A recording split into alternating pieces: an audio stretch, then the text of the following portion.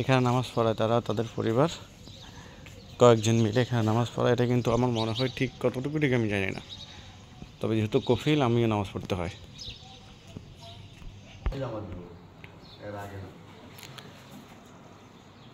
আমরা কিন্তু হাজির নামাজ পড়ার জন্য, বাকি কেউ নাই,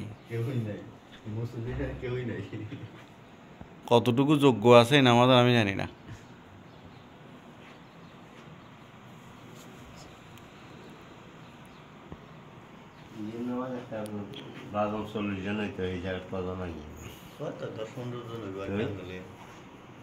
মুরব্বী সালাম আলাইকুম, ভালো আছেন?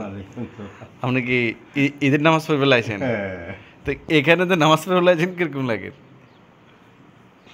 হ্যাঁ, আপনার থেকে ইচ্ছে লাগে, আমার তো কিন্তু ভালো। হ্যাঁ, আমার তো ভালো লাগে। হ্যাঁ ঠিক আছে ভাইয়া, আপনাদের নামাজ পড়বে লাইছেন, এটাই আমার থেকে ইচ্ছে লাগে।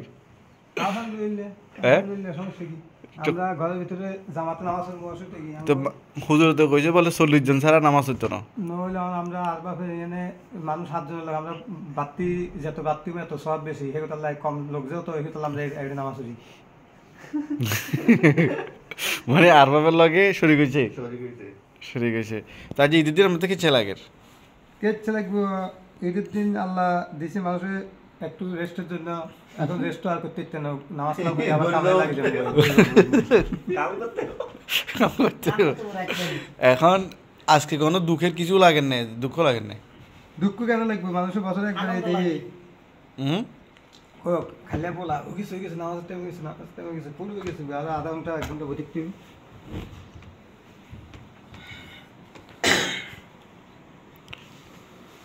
মুরব্বী ভালো আছেন? কেমন লাগে আজকে আপনারতে? আলহামদুলিল্লাহ ভালো লাগে। এটা কি ভালো যে দেশের হলে ভালো লাগে, এটা কি ভালো আছে? এখন যে এখানে নামাজ পড়লে যে আমরা আইছি, মানে নিজের আরবাব হিসেবে 40 জন ছাড়া বলে জামাত হয় না।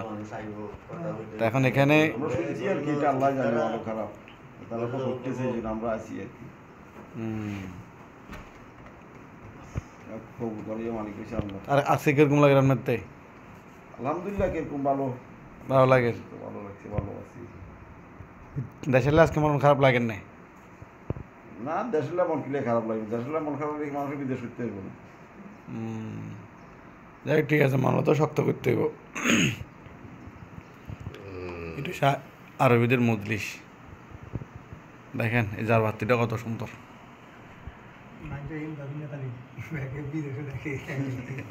বিদেশে তো দেখে, যারা দেশে আছে তারাও তো আছে, তার বাড়ি ঘরে আছে না সুন্দর।